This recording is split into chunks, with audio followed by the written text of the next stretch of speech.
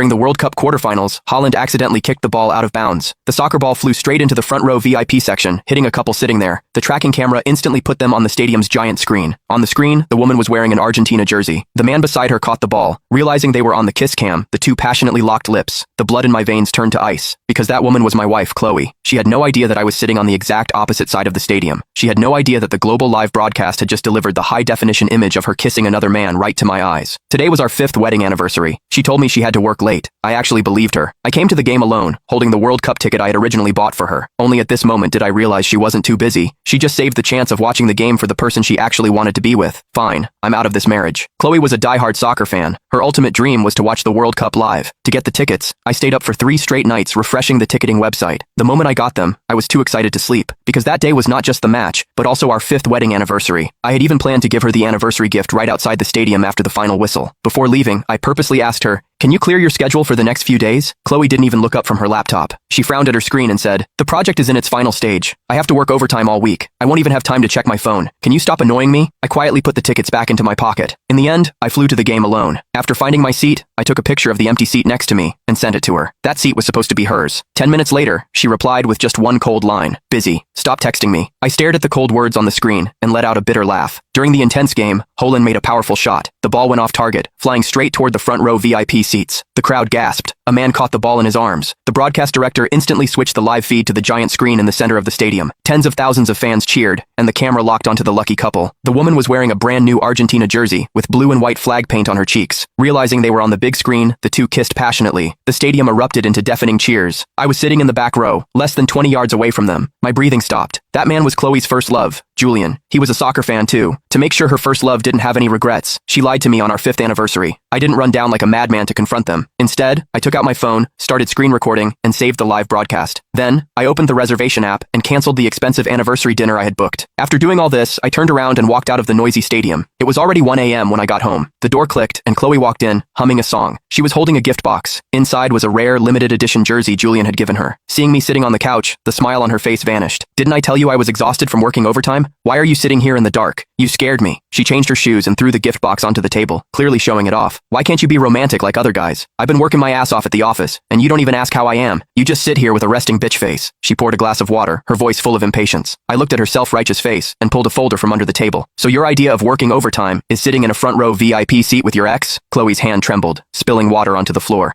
Did you stalk me?" I didn't want to argue. I pushed the folder in front of her. "Chloe, here is your 5th anniversary gift." The words printed at the top of the page read, "Divorce agreement." Chloe stared at the words, her face turning pale instantly. "Are you crazy? You want a divorce just because I went to a game?"